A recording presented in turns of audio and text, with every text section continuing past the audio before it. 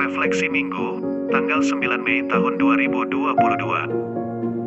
Oleh Dr. Socrates Sofyan Yoman. Perbudakan perempuan sepanjang sejarah dalam gereja yang belum ada solusi dari para teolog, pendeta, gembala, dan pastor. Oleh Gembala Dr. A.A.G. Socrates Yoman, Duma. Ayat firman Tuhan selama berabad-abad dan dari waktu ke waktu yang menghukum, menindas, membungkam dan membelenggu hak kemerdekaan, kebebasan dan kedaulatan perempuan atau yang merendahkan dan menghina serta melecehkan martabat kemanusiaan perempuan ialah apa yang telah dipersatukan Allah, tidak boleh diceraikan manusia. Matius 19:6.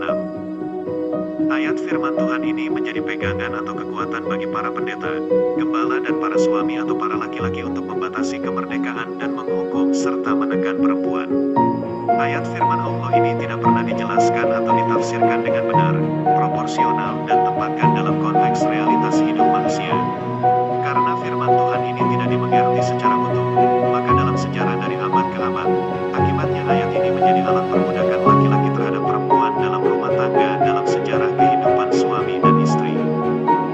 Ayat firman Tuhan ini sepertinya laki-laki diberikan legitimasi, kekuatan untuk menekan dan memperlakukan perempuan dengan seenaknya atau semaunya supaya perempuan harus dan selalu tunduk, dan wajib mengikuti keinginan dan kemauan laki-laki walaupun itu salah dan tidak sesuai dengan hati nurani perempuan.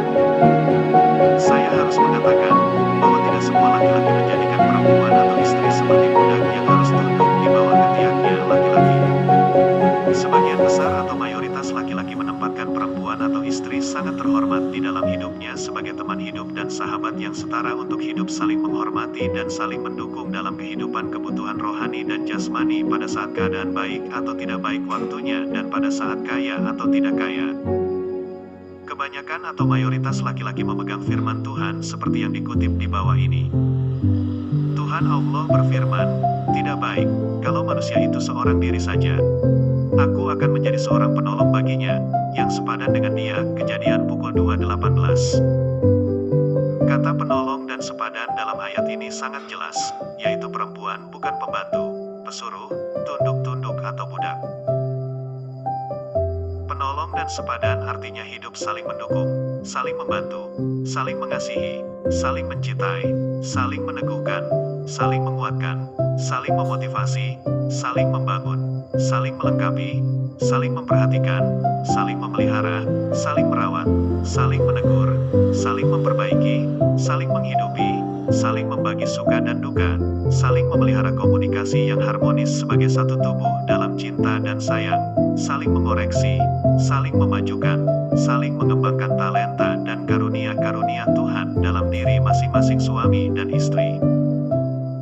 Merupakan satu keharusan, kewajiban dan tanggung jawab suami melihat potensi, talenta dan karunia yang ada pada istri dengan mata iman, mata hati, mata cinta dan kasih dan sebaliknya juga suami terhadap istri. Istri merupakan pemberian dan anugerah Tuhan untuk suami. Suami adalah pemberian dan anugerah Tuhan untuk istri supaya hidup bersama dengan terhormat. Kalau istri sakit, suami harus menghibur dan menguatkan karena suami adalah obat yang paling ampuh atau tempat harapan dan sandaran istri. Atau antar istri ke rumah sakit dan menjaganya sampai benar-benar sembuh. Dalam hal sakit, istri lebih sensitif atas kesehatan atau kesakitan suami.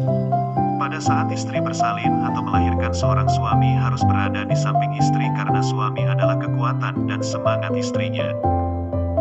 Sebab itu seorang laki-laki akan meninggalkan ayah dan ibunya dan bersatu dengan istrinya sehingga keduanya menjadi satu daging. Kejadian pukul 2:24. Suami dan istri harus menjadikan rumah tangga atau keluarga sebagai kerajaan Allah, rumah Tuhan.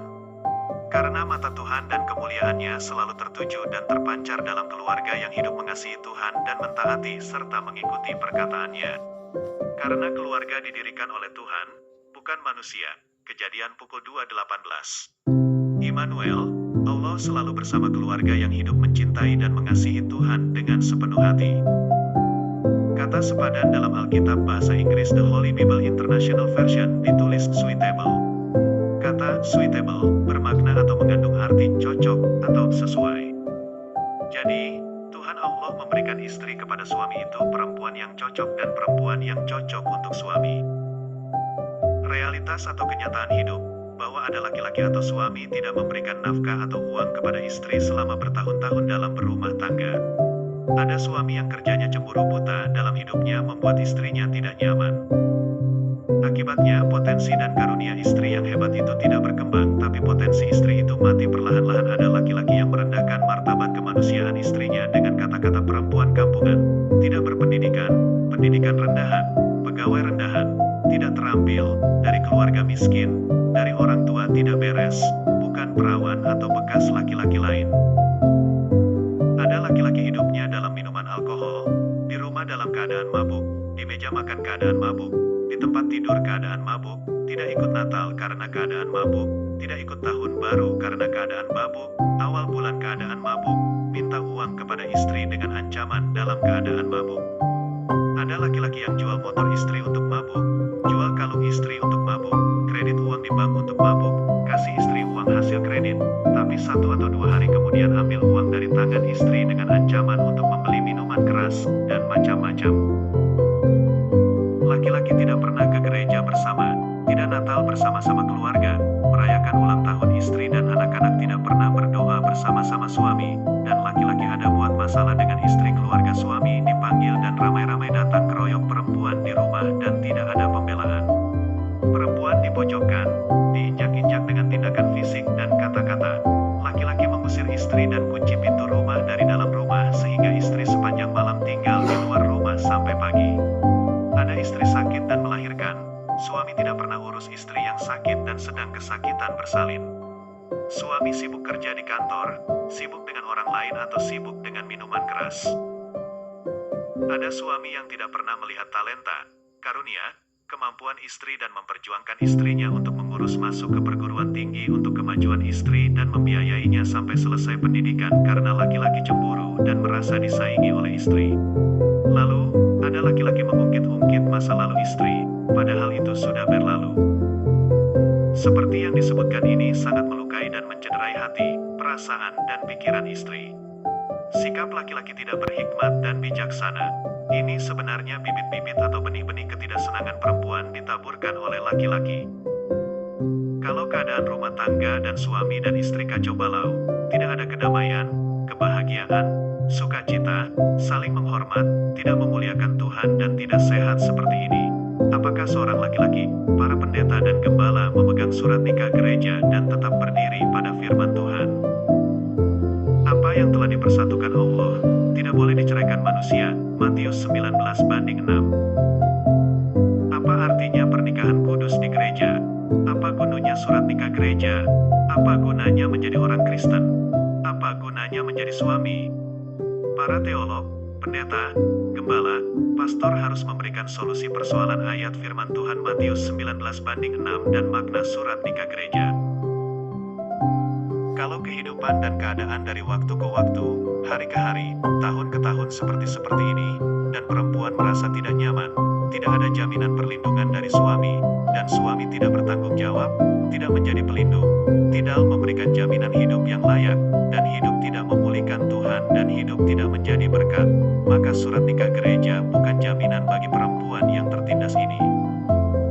Menurut saya, perempuan harus diberikan kesempatan untuk mengambil keputusan untuk memilih.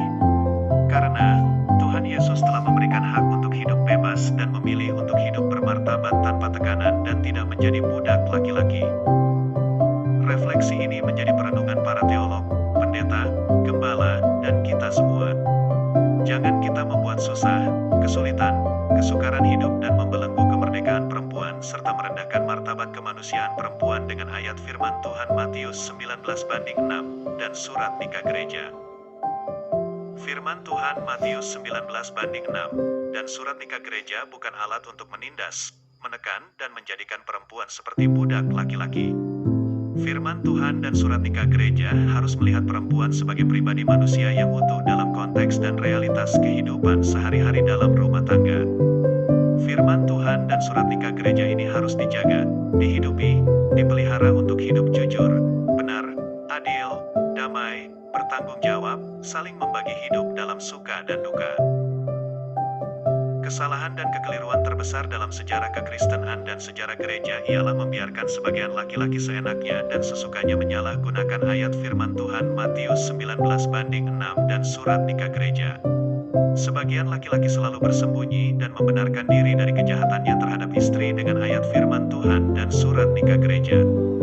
Firman Tuhan Matius 19:6 dan surat nikah gereja bukan ayat dan surat untuk melindungi laki-laki yang tidak bertanggung jawab dan tidak menghormati firman Tuhan dan surat nikah gereja. Pengalaman selama ini, perempuan selalu dipersalahkan oleh keluarga laki-laki dan perempuan selalu menjadi korban penghinaan dan gosip di tetangga, di gereja, atau di kantor. Di sini, kesalahan yang dilakukan oleh beberapa laki-laki yang hidup tidak bertanggung jawab atas perempuan. Laki-laki tidak menjaga rahasia dan kehormatan istrinya. Wanita biasanya lebih cerdas menyembunyikan keburukan suami di depan umum. Dalam keadaan seperti ini, perempuan berhak untuk membela kehormatan dan harga diri serta martabat kemanusiaan mereka. Saya mendorong para perempuan harus bangkit, berdiri kokoh dan kuat untuk martabat kemanusiaanmu untuk hidup layak dan mereka di depan anak-anak dan suami serta orang banyak. Karena laki-laki dan perempuan sama-sama manusia yang diciptakan Tuhan dan sama-sama diberikan kuasa Allah, Kejadian pukul 1:26, maka para teolog, pendeta, gembala dan pastor harus berpikir dan berteologi secara rasional dan berkhotbah sesuai konteks yang realistis untuk mengakhiri perbudakan perempuan sepanjang sejarah dalam gereja Tuhan dan dunia realitas dewasa ini. Tuhan Yesus memberkati. Ita Wakupuro, Minggu, tanggal 9 Mei tahun 2022 oleh Dr. Sokrates Sofyan Yoman.